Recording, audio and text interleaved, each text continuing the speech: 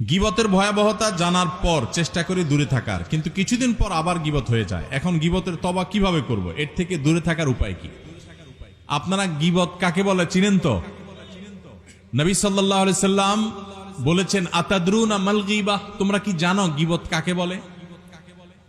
সাহাবীরা বলেছেন নবী সাল্লাল্লাহু আলাইহি সাল্লামকে আল্লাহ এবং তার রাসূল ভালো জানেন। নবী সাল্লাল্লাহু আলাইহি সাল্লাম গীবতের সংজ্ঞা দিচ্ছেন যে গীবত হলো যিকরুকা আখাকা মা ইয়াকরাহুহু, তুমি কারোর পিছনে যদি এমন কিছু বলো যেটা তার সামনে বলে সে মনে কষ্ট পাবে, এর নাম গীবত। এখন একটা মানুষের সামনে বললে সে মনে কষ্ট পাবে, এটা তার পেছনে বলতেছেন, লোকটা এখানে নাই, তার অগোচরে আরেকজনের কাছে বলতেছেন, এটার নামই কি? গীবত। এখন যদি সেই দোষটা তার মধ্যে থাকে তাহলেও কি গীবত হবে?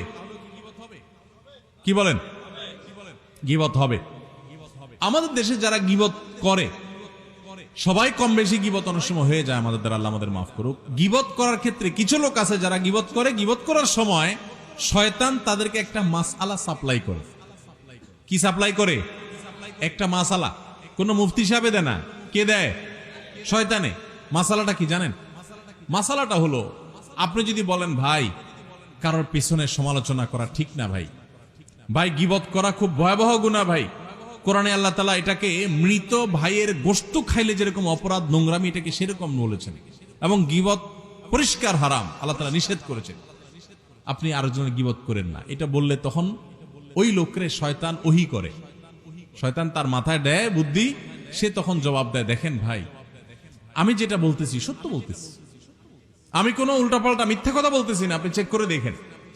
সে গীবতের সংজ্ঞা হয়তো জানে না, আর নাহলে শয়তান তারে দিয়া এই ভুল মাসালা দেওয়াইছে।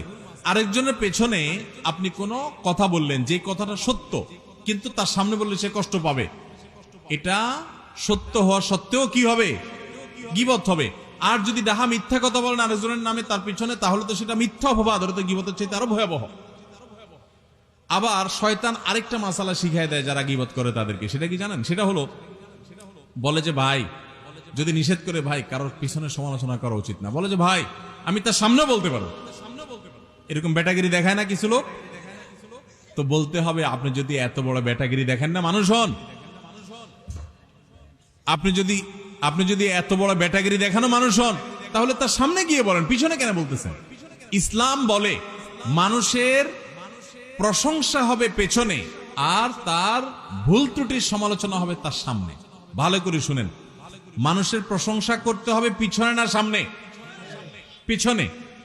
সামনে প্রশংসা করা যাবে এইটা যেই মাহফিলে বসে বলতেছি, এই মাহফিলের স্টেজেই হয়তোবা, আমার নামের আগে খুব একটা বলে নেয় আজকে, বিভিন্ন মাহফিলে যেটা হয় যে বক্তারে বসায় রেখা পোস্টারে 5 মাইল লম্বা তার প্রশংসা লেখে, আছে না নাই?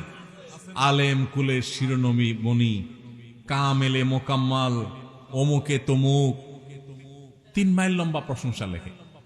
শুধু লিখলে হইতো, ওখানে আবার হুজুরের বসায় বসায় পাম্পটি দেয়, আছে না নাই?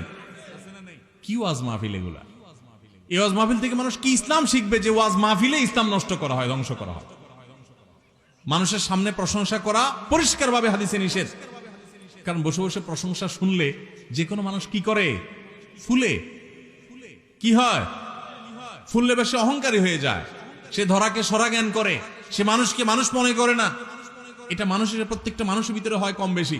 আপনি যদি বলেন না আমারে বাতাসে ধরে না, আপনি এটা ভাব নিছেন। বাতাসে ধরে না এমন কোন মানুষ নাই। আপনি বলবেন রেলের চাক্কা আমি হাওয়া দিয়া লাভ নাই, এটা মুখের কথা। প্রত্যেকটা মানুষ সামনে প্রশংসা শুনলে তার ভিতরে কি আসে? অহংকার। এই জন্য এটা নিষেধ ইসলামে। ইসলাম বলে প্রশংসা করবা পেছনে, লোকটা এখানে নাই, তখন বলতে হবে আপনারা জানেন উনি কত ভালো মানুষ, উনি কোন যোগ্য মানুষ, এগুলো সব বলতে হবে তার পেছনে। আর বদনাম থাকলে, দোষ থাকলে সেটা বলতে হবে কি? ইসলাম বলে তুমি বেটাগিরি দেখাও, প্রকৃত মানুষ হও, সাহসী হও, সামনে দোষ বলো। আমরা কি করি এখন? সামনে আসে